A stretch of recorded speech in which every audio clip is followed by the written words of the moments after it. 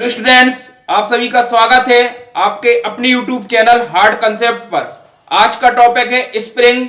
Spring में पढ़ेंगे helical spring with derivation पढ़ेंगे, उससे कुछ रिलेटिव क्वेश्चन भी करेंगे, इसलिए वीडियो के एंड तक बने रहें और ज्यादा शेयर करें। स्प्रिंग स्टार्ट करते हैं। इसके क्वेश्चन बहुत बनते हैं, इसलिए पूरे वीडियो को एंड तक देखना, बड़े ही ध्यान से देखना, ठीक है। देखो, स्प्रिंग में हेलिकल स्प्रिंग की बात करते हैं। अ spring is a length of wire और बार बाउंडेड इनटू अ हेलिक्स, ठीक है। हेलिकल स्प्रिंग टू टाइप्स की होती है, एक होता है क्लोज कॉइल्ड और दूसरा होता है ओपन कॉइल्ड, ठीक है। क्लोज कॉइल्ड की बात करते हैं। Close coil helical spring with axial load और सर्कुलर सेक्शन की बात करते हैं, ठीक है। ये उसका डायग्राम है, देख लो, ठीक है। इधर देखो, एक डब्ल्यू लग रहा है, इसको क्या बोलते हैं? डब्ल्यू है axial load, r is the radius of coil, d is the diameter of wire. L कैसे फाइंड आउट करते हैं? L equal to circumference of coil into number of coil. तो सरकमफेरेंस ऑफ कॉइल क्या हो जाएगा? 2 पाई आर, और numbers of coil जो होती है वो एन होती है। तो एल इक्वल टू क्या हो जाएगा? 2 पाई आर एन, ठीक है। एन क्या है? नंबर्स ऑफ कॉइल, और टी इज द टॉर्क। देखो, टी टॉर्क हो गया। यहां से देखो, यदि मैं टेन थीटा इक्वल टू देखूं तो क्या होता है? डेल डिवाइड बाई आर हो जाएगा। एंगल बहुत छोटा होता है, इसलिए theta equal to del divide by r लिख सकते हैं। डेल क्या है? डिफ्लेक्शन है। थीटा क्या है? Angle of twist. अब इससे बहुत क्वेश्चन निकलते हैं, ठीक है। एक एक को पढ़ते हैं, बिल्कुल ध्यान से समझेंगे, ठीक है। अब अपन ने एक टॉर्सन इक्वेशन पढ़ी थी। देखो, टॉर्सन इक्वेशन पढ़ी थी, ठीक है। टॉर्सन इक्वेशन क्या थी? T upon I P equal to tau upon R equal to C theta upon L. अपन पहले भी पढ़ चुके हैं, ठीक है। इसका सब कुछ पढ़ चुके हैं, क्या कैसा होता है इससे, ठीक है। इससे अपन ने एक रिलेशन फाइंड आउट किया था, वो क्या था? Tau equal to 16t divide by pi d q. ये आप रिलेशन फाइंड आउट कर चुके थे, ठीक है। यदि जिसको समझ में नहीं आ रहा वो पिछली वीडियो देख ले, टॉर्सन इक्वेशन वाली, उसको समझ में आ जाएगा, ठीक है। तो 16t divide by pi d Q यहां से आ गया। इधर देखो, जो t क्या होता है? टॉर्क होता है। t इक्वल टू होता है w into r, where w क्या है? एक्सियल लोड, और r क्या है? Radius of coil. यानी कि यदि यहां से मैं एक दूसरा फॉर्मूला बनाऊं, ठीक है, तो टाउ इक्वल टू क्या हो जाएगा? 16 W R divide by pi d Q. Very important question आता है कि जो आपका क्लोज कॉइल हेलिकल स्प्रिंग है, ठीक है, सर्कुलर सेक्शन है, उसका जो शेयर स्ट्रेस रहेगा वो क्या रहेगा? ऑब्जेक्टिव में बहुत क्वेश्चन बनता है, जो शेयर स्ट्रेस रहता है वो क्या होता है? 16 W R divide by pi d Q. यहां हो गया। दूसरा क्वेश्चन बनता है, इसका डिफ्लेक्शन कैसे आएगा वो देखते हैं। देखो, t upon I P equal to C theta upon l लिख सकते हैं, ठीक है। अब देखो, t divide by i p क्या था? Polar movement of inertia of circular section, pi by 32 d2 की पावर 4 हो जाएगा, ठीक है। देखो इधर सी थीटा डिवाइड बाई एल की वैल्यू क्या लिख सकते हैं? 2 पाई आर एन। यहां तक तो कोई डाउट नहीं। टी इक्वल टू क्या लिख सकते हैं? डब्ल्यू इंटू आर, ठीक है। डब्ल्यू इंटू आर, 32 ऊपर चला जाएगा, डिवाइड में पाई डी की पावर 4 हो जाएगा, ठीक है, इक्वल टू क्या हो जाएगा? C theta divide by 2 pi are N.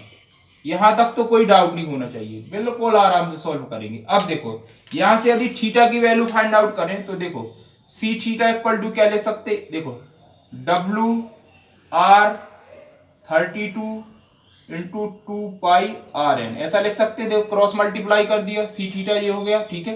देखो, इसमें डिवाइड में क्या हो जाएगा? पाई डी की पावर 4, ठीक है। अब इसको यदि सॉल्व करें तो देखो, C theta equal to W तो ज्यों का त्यों हो जाएगा, 32 इंटू 2 क्या हो जाएगा? 64 डब्ल्यू हो जाएगा। देखो, आर स्क्वायर एन हो जाएगा, ठीक है, और पाई है डिवाइड बाई पाई डी की पावर 4। एन की पाई से पाई तो कैंसिल हो जाएगा, तो जो सी थीटा की वैल्यू आएगी वो क्या हो जाएगा? 64, ठीक है, डब्ल्यू r square n divide by pi d की पावर 4, ठीक है। तो यदि आप देखें, सॉरी, पाई तो कैंसिल होगा, डी की पावर 4, ठीक है। अब क्या हो जाएगा? थीटा इक्वल टू 64 डब्ल्यू r square n divide by, देखो सी नीचे आएगा, सी डी की पावर 4। यानी कि जो थीटा है, थीटा यानी कि एंगल ऑफ ट्विस्ट, वो क्या आ जाएगा? 64 डब्ल्यू r square n divide by c d की पावर 4। वेरी इंपॉर्टेंट क्वेश्चन आता है कि एंगल ऑफ ट्विस्ट क्या होगा क्लोज कॉइल्ड का हेलिकल स्प्रिंग, ठीक है।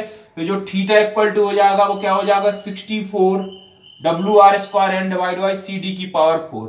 यदि यहीं से डिफ्लेक्शन निकालना है तो देखो थीटा इक्वल टू क्या है डेल अपॉन आर, यानी कि डेल की वैल्यू क्या हो जाएगी theta into r, theta into r हो जाएगी, यानी कि डेल इक्वल टू क्या हो जाएगा थीटा की value 64 WR² n divide by CD की पावर 4 इंटू आर, यानी कि जो डिफ्लेक्शन आएगा इसका वो क्या हो जाएगा 64 WRQN डिवाइड बाई CD की पावर 4। वेरी वेरी इंपॉर्टेंट, ये तो इतना क्वेश्चन आता है कि आप अनुमान नहीं लगा सकते हो। डिफ्लेक्शन इसका बहुत ज्यादा आता है, तो आपने डिफ्लेक्शन फाइंड आउट करके देख ही लिया। कुछ डिफ्लेक्शन होता है वो 64 WRQN डिवाइड बाई CD की पावर 4। Very very important. देखो इसके न्यूमेरिकल भी बहुत बनते हैं, ये ऑब्जेक्टिव में भी डायरेक्ट रिलेशन आता है, इसलिए इसको याद कर लेना, ठीक है। मैंने विद डेरिवेशन पूरा डेरिवेशन करवा दिया कैसे। देखो स्टार्टिंग से कुछ नहीं करना है। ये क्या थी अपनी टॉर्सल इक्वेशन थी, टॉर्सल इक्वेशन, ठीक है। आपने फर्स्ट और लास्ट वाला ले लिया, ठीक है टर्म। इसको देख लो IP क्या था पाई बाई 32 डी की पावर 4, ठीक है। L को 2 पाई RN लिख दिया, इसको सॉल्व कर लिया, क्रॉस मल्टीप्लाई कर दिया, तो ये एंगल ऑफ ट्विस्ट आ गया 64 WR² n divide by CD की पावर 4। आपको मालूम है कि theta equal to del upon r होता है, डेल की वैल्यू यहां से, तो ये आपका क्या होगा डिफ्लेक्शन होगा। Very very important. अब नेक्स्ट देखते हैं बाल करेक्शन फैक्टर। देखो बाल करेक्शन फैक्टर का फॉर्मूला बहुत आता है, इसको याद कर लेना, ठीक है। बाल करेक्शन फैक्टर को K से डिनोट करते हैं, इसका फॉर्मूला क्या होता है K equal to 4s-1 divide by 4s-4 plus 0.615 divide by s। याद रखना 0.615 डिवाइड बाई s, ठीक है। वेयर s क्या है स्प्रिंग इंडेक्स है, ठीक है, और s इक्वल टू होती है capital D divide by 4।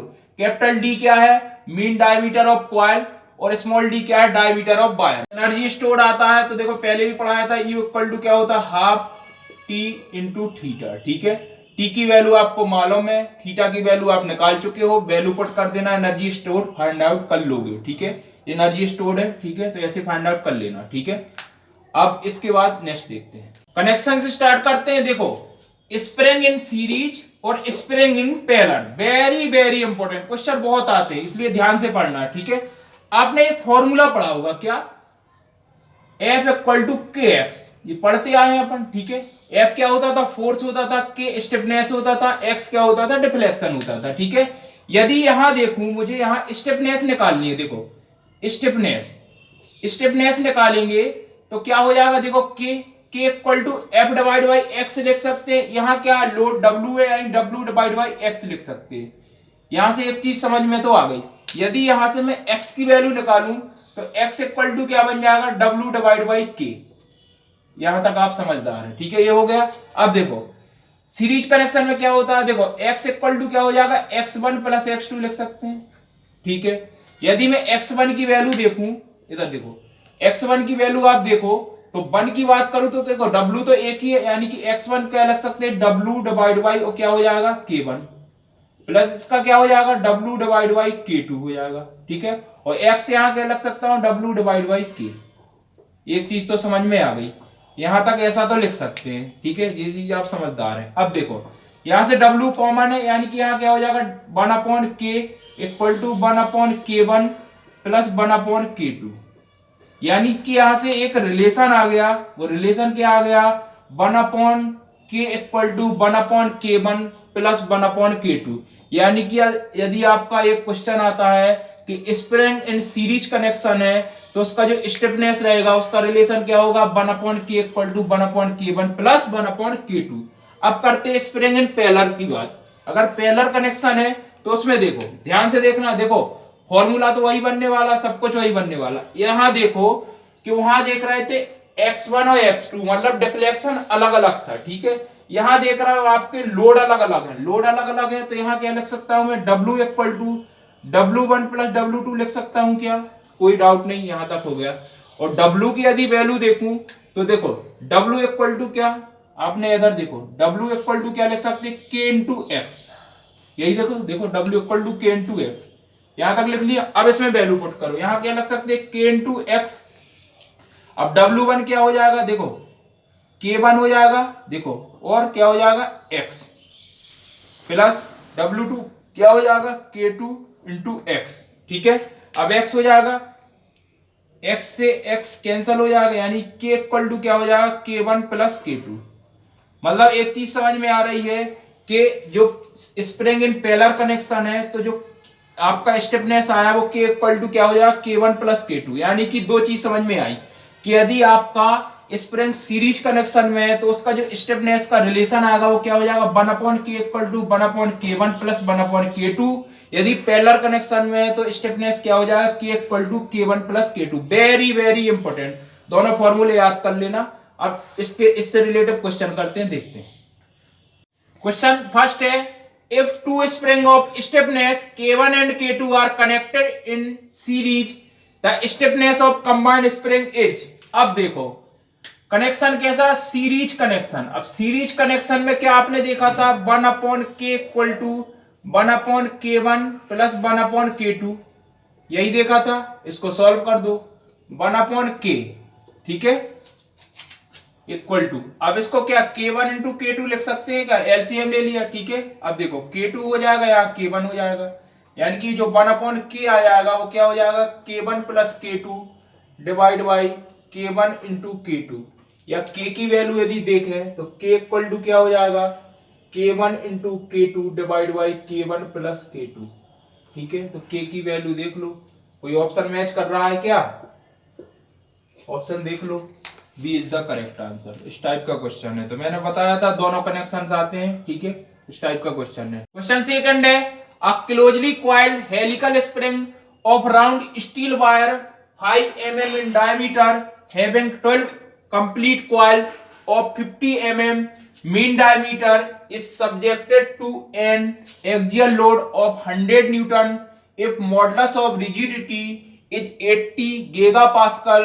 The deflection of spring will be very very important. Deflection of spring चाहिए। ठीक है, देखो the closely coiled helical spring है, हर चीज दी है उसने। देखो अब सॉल्व करते हैं। सॉल्व में सबसे पहले तो गिवन देखते हैं, चलो गिवन देखते हैं। गिवन यहां लिखते हैं साइड में, ठीक है, गिवन। चलो गिवन बताओ क्या क्या है। देखो फर्स्ट तो दे दिया उसने क्या 5 mm डायमीटर है। ठीक है, ये दे दिया ना round steel wire 5 mm diameter, मतलब स्मॉल डी दे दिया।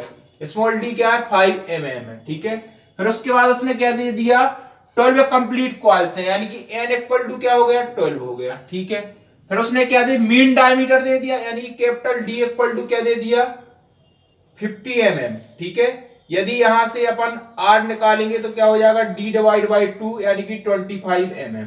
ठीक है, एक चीज ये समझ में आ गई।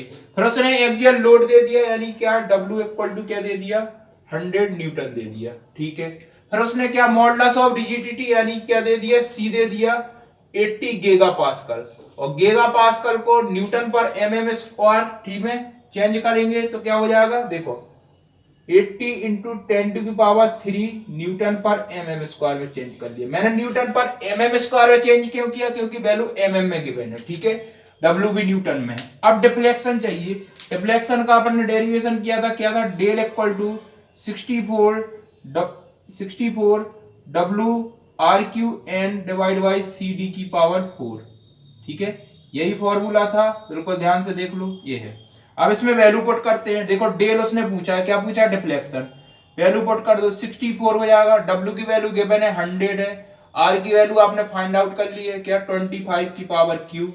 ठीक है, n की वैल्यू क्या है 12 है, डिवाइड बाई c की वैल्यू क्या है, c की वैल्यू आपने देखो 80 इंटू 10⁻³ है, और d की वैल्यू क्या है 5 की पावर 4 है। इसको सॉल्व कर लो तो डेल की वैल्यू जो आएगी इसको कैलकुलेट करोगे तो आ जाएगी 24, और किस में आएगी mm में, यानी कि जो डिफ्लेक्शन आ गया आपका वो क्या होगा 24 mm। Very very important question है। ठीक है, ये वाला फॉर्मूला तो बिल्कुल रट लेना। ठीक है, नेक्स्ट देखते हैं। क्वेश्चन नंबर 3 है, a closely coiled helical spring made of 10 mm diameter steel wire has 15 coils of 100 mm mean diameter, full stop. The spring is subjected to an axial load of 100 Newton for a modulus of rigidity of 8.16 into 10⁴ Newton per mm square. The stiffness of the spring will be nearby. Very very important question. ठीक है, इसमें पहले important टिक करो। अब सबसे पहले क्या, given लिखो, यहां लिखते हैं साइड में, ठीक है, गिवन। अब बताओ गिवन क्या है। सबसे पहले उसने 10 mm स्टील वायर डायमीटर दे दिया, यानी कि स्मॉल डी इक्वल टू उसने गिवन दे दिया क्या, 10 mm, ठीक है। फिर उसके बाद उसने दे दिया एन की वैल्यू क्या दे दी, 15 दे दी, ठीक है। फिर उसके बाद उसने 100 mm मीन डायमीटर दे दिया, यानी capital D equal to 100 mm। यहां से यदि मैं आर की वैल्यू निकालूं तो क्या हो जाएगा, 50 mm, ठीक है। फिर उसके बाद उसने मॉडुलस ऑफ रिजिडिटी, ठीक है, सी इक्वल टू 8.16 इंटू 10⁴ न्यूटन पर mm स्क्वायर हो गया, ठीक है। फिर उसने क्या, डब्ल्यू की वैल्यू दे दी, डब्ल्यू क्या है, 100 न्यूटन है, ठीक है। फाइंड आउट क्या करना है, फाइंड करना है स्टिफनेस चाहिए। स्टिफनेस क्या होता है, के। ये कहानी है अपनी, ठीक है। सब कुछ गिवन है, सब कुछ है। अब देखते हैं, देखो डिफ्लेक्शन क्या होता है, 64 WRQN divide by CD⁴। Very very important. इस वाले फॉर्मूले को तो आप बिल्कुल ध्यान से याद कर लेना, ठीक है, जहां सोते हो वहीं चिपका लेना, ठीक है। अब देखो उसने क्या स्टिफनेस पूछा है, आप ये बताओ, F इक्वल टू KX होता था, ठीक है, आप स्टार्टिंग से पढ़ते आए हो, हमेशा पढ़ते हो, ठीक है। अब देखो मतलब इसको इसके फॉर्म में चेंज करूं तो देखो F के यहाँ क्या W लिख सकता हूं, K के यहाँ K, X के यहाँ डेल लिख सकता हूं, यानी कि W equal to K into del लिख सकता हूं। अब देखो डेल इक्वल टू 64, यहाँ क्या लिख सकते हैं, K इंटू डेल, ठीक है, RQN डिवाइड बाई CD⁴। अब देखो यहां से डेल कैंसिल हो जाएगा, डेल से डेल इसको कैंसिल कर दिया, ठीक है। अब यहां से K की वैल्यू फाइंड आउट करो तो क्या हो जाएगा, CD⁴ डिवाइड बाई क्या हो जाएगा, 64 RQN, ऐसा हो जाएगा। बस उसने K की वैल्यू ही पूछी है, K की वैल्यू इसमें वैल्यू पुट कर दो। देखो C की वैल्यू क्या है, 8.16 इंटू 10⁴। D की वैल्यू क्या है, 10⁴ डिवाइड बाई 64। R की वैल्यू क्या है, 50³ और N की वैल्यू क्या है, 15। इसको जब आप सॉल्व करोगे, देखो इसको सॉल्व कर लेना तो आपका आएगा 6.8 न्यूटन पर mm, यानी कि जो आपका स्टिफनेस आ गया वो K इक्वल टू क्या है, 6.8 न्यूटन पर mm, यानी कि B is the correct answer. बहुत सिंपल है ना, कुछ नहीं करना, फॉर्मूला बनाना सीख लो आप अपने आप, ठीक है। कंसेप्ट देखो क्लियर किया करो, रटने वाला कोई काम ही नहीं करना, बढ़िया तरीके से पढ़ना है।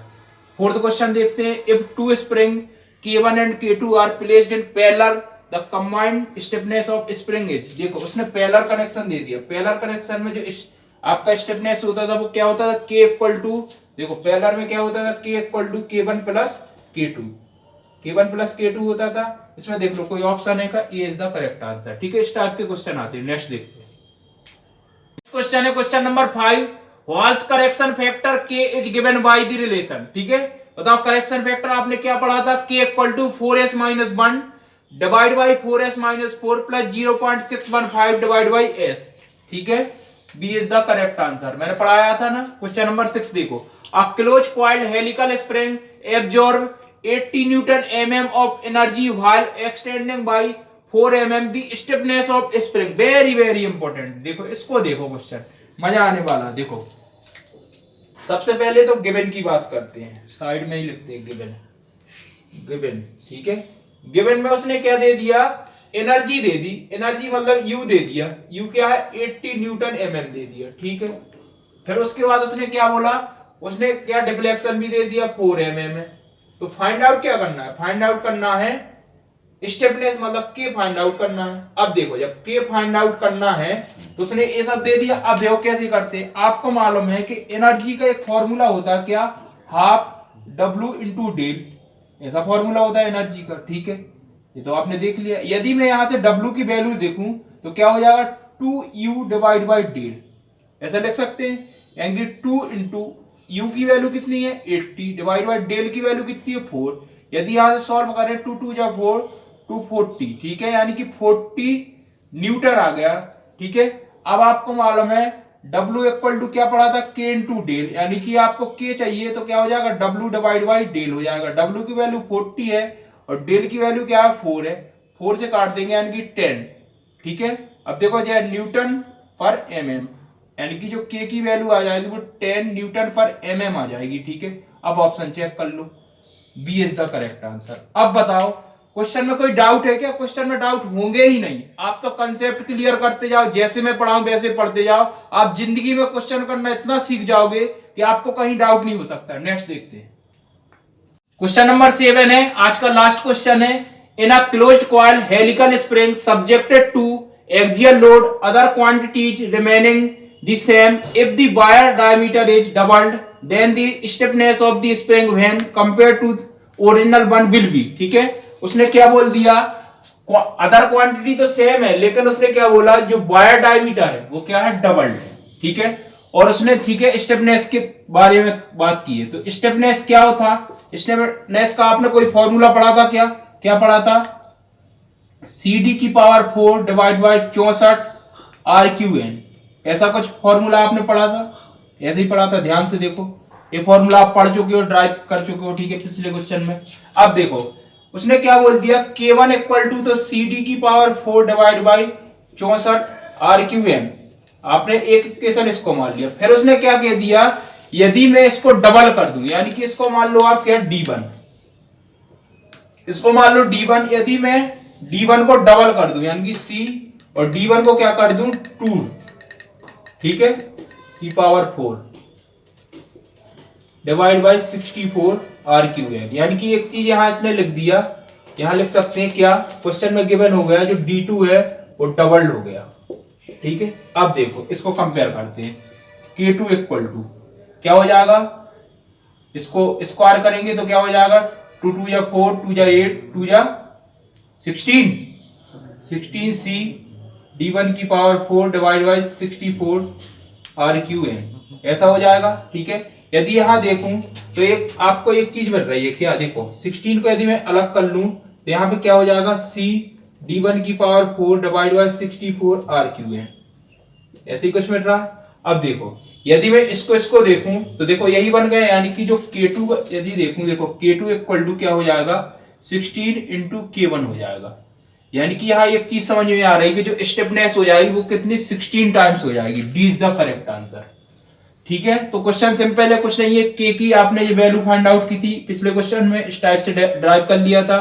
K1 आपने ये लिख लिया, पहला तो कुछ नहीं है। K2 में उसने क्या किया, जो D2 होगा वो 2 टाइम्स हो जाएगा, 2 टाइम्स रख दिया, आपने इसको लिख लिया। ठीक है, तो जो K2 का आ गया ये फॉर्मूला बन गया, यहाँ मैंने K1 पुट कर दिया, यानी कि जो स्टिफनेस आएगा वो 16 टाइम्स हो जाएगा। ठीक है, तो आपने यहाँ हेलिकल स्प्रिंग के बारे में पढ़ा। ठीक है, उसका डेरिवेशन किया। ठीक है, डेरिवेशन में जितने पॉइंट बताओ उसको अच्छे से याद कर लेना। ठीक है, फॉर्मूले याद कर लेना। इसके जो क्वेश्चन है इससे ज्यादा कोई क्वेश्चन नहीं आते। ठीक है, कनेक्शंस भी पढ़ लिए, इसके अलावा स्प्रिंग में कुछ नहीं पढ़ना है। मैं आपको जितना पढ़ाते जाऊँ, एक टॉपिक कंप्लीट करवाते जा रहा हूँ। ठीक है, तो उसको बिल्कुल ध्यान से नोट कर लिया करो और बढ़िया तरीके से लिख लिया करो। इसके अलावा आपको कुछ पढ़ने की जरूरत नहीं है, मैं बता रहा हूँ।